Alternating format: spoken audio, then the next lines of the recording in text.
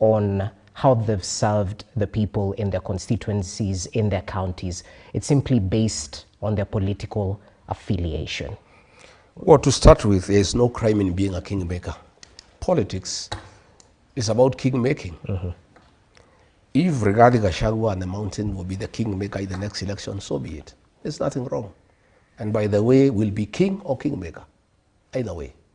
And there's nothing wrong about that. That is politics, and it's a practicality of Kenyan politics. Number two, there's nothing about Wamunyoro. Wamunyoro is just my home. It's simply I've shifted the base from the official residence of the deputy president to Wamunyoro.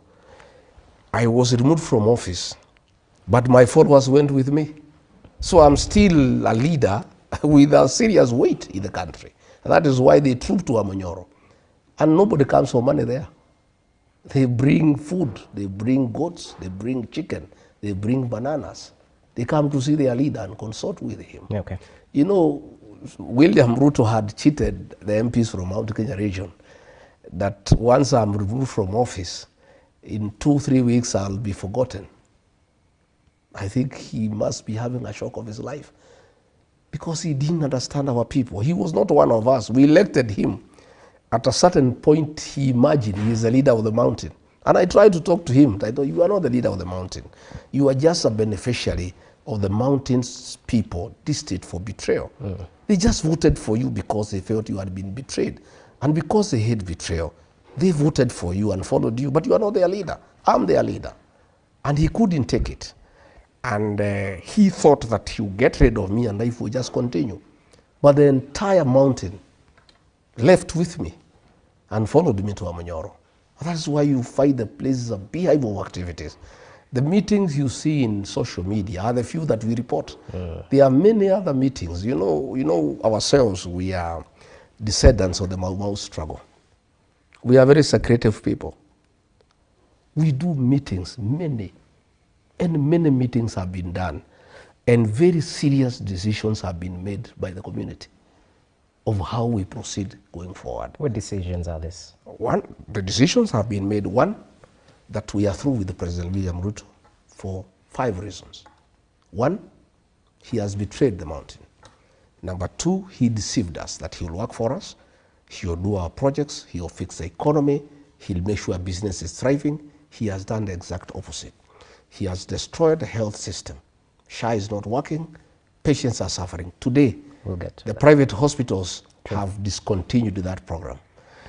The university financing model, he destroyed it. University students are at home. Okay. The economy is destroyed. Overtaxation, destruction of business, evictions, demolitions. Really, you know, the country has come to a standstill. Again, another reason is that when the mountain started moving out from President William Ruto, he activated a criminal gang that was very notorious in the Mount Kenya region in circumcising women, beheading children, raping young girls. He activated that group in the mountain to cause problems, and the people are very bitter with that. Again, another issue that people are very bitter is the introduction of alcoholic illicit brews in the region that I, as deputy president, had successfully dealt with.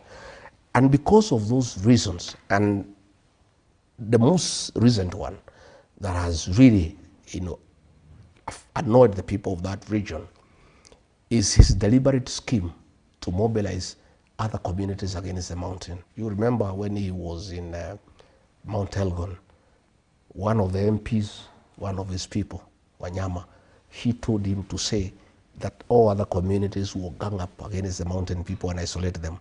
And since he spoke last, yet he claims every day that he's uniting the country, he never admonished him. You know, again, he has been using abusive language against the people of Kenya. That has really annoyed the people, calling people stupid, you know, saying they are possessed by demons, you know, and you know, lacking respect for the people. And the people who made him president, the mountain people, because their vote was very decisive, it was 43%. He has turned against them, so they are through with them. So what they have told me in those consultations is that we must be in the next government through 2 methods. One, to consolidate our votes to 8 million votes and look for other friends and have a presidential candidate from the mountain. If we find the numbers are okay, we proceed. If we find the numbers are not okay, because this politics is a game of mathematics, we are not selfish. We are willing to work with other people, you know. And Raila Odinga has been mentioned as a possible person we can work with. Okay. Kalonzo Musyoka has been mentioned. Eugene Wamalwa has been mentioned. Natebe has been mentioned. Even Matiang'i has been mentioned. And we are looking at all those options.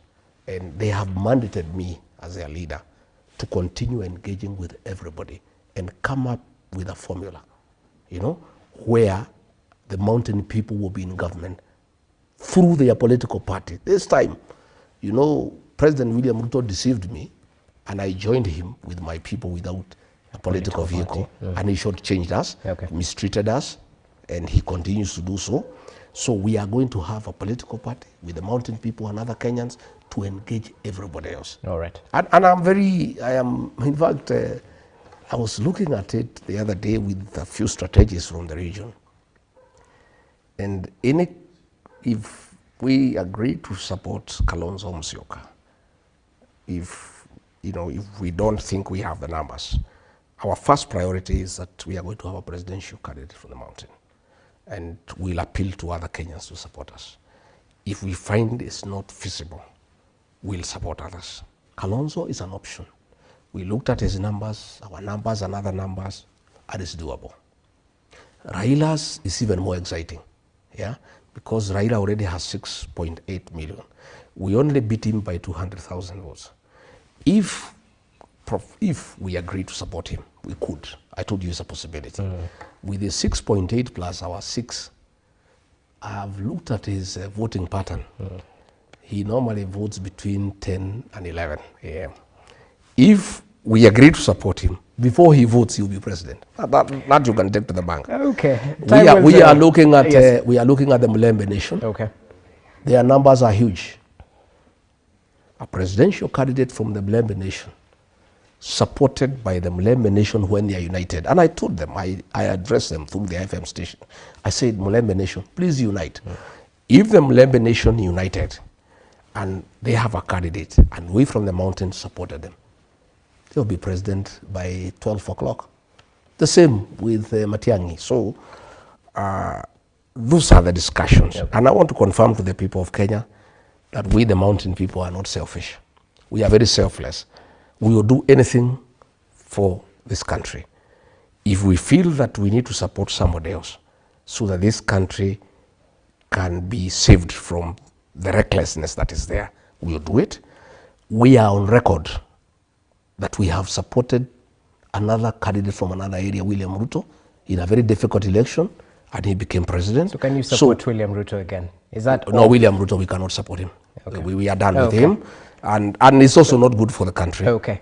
I have to take you back because I asked you, why are you making sure that you will decampaign members of parliament, not based on their track record, but because of their allegiance, their political allegiance? I am not decampaigning anybody for whatever reason.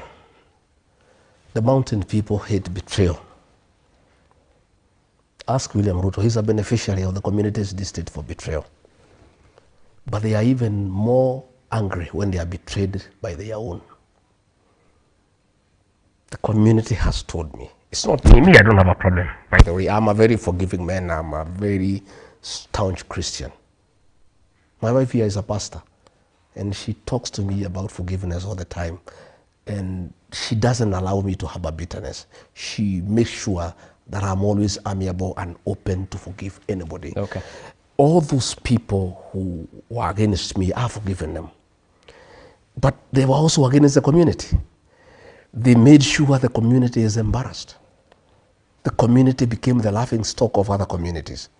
When other communities are rallying behind their own, them, for cheap money, they betray their own community. The community has an issue with them. It's not me. And if they come to me and persuade me that they'll work for the best interest of the community and the country, I am willing to take them along. So if your people tell you but they have to a work job with President William Ruto, but they have a job, The people have already told me they don't want. Okay. Already, I've consulted them and I asked them. Oh, okay. I asked them, can I work with William Ruto? They said no. He has betrayed us. It's over. That's it. He cannot. We don't. You know, betrayal in my community is a taboo. It's an abomination. It is never forgiven. It is punished. And I can tell you, many people that I've talked to will come up will be on the queue at 3 a.m. not to vote for anybody, but to vote somebody out. So those MPs, yeah, let them go and talk to the people, not me. I have no problem against them. Let them go and convince the people who elected them that they'll work for their best interest, that they will not put their stomachs first, that they will not be used by William Ruto against the community. Because what is annoying the community is when the president has put people together in a meeting to abuse the community and call them tribalists and call them stupid and call them primitive. Members of parliament and senate from our area normally clap for him. Our people are very bitter because of that one. So if they can go and convince the people that they mean well, that they have reformed, that you will not betray them, that they have changed their character, that they can be relied upon to defend them and their interests, fine. Yesterday I was in Meru. Mother Kome is being fought by the president. The senator is not speaking. The MPs are not speaking. People are bitter. You know, people are livid. And they are waiting for them in 2027. Because they are saying, how can our daughter be ostracized? And you are there clapping for the man who is doing that, and you are doing nothing about it. So another communities don't do that. And they are saying, they have noted, they looked at what happened in the defense of Wetangula by the people of Western. They looked at how Nurdin Haji was defended by the people from Northeastern Province. Yeah, okay. But the people of the mountain, the president is using them against their own people by paying them small money.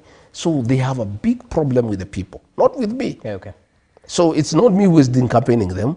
It is the people who tell me we want nothing to do with those characters. Who am I? Me, I'm a servant of the people. I listen to the people. Okay, well noted. So you seem to hint that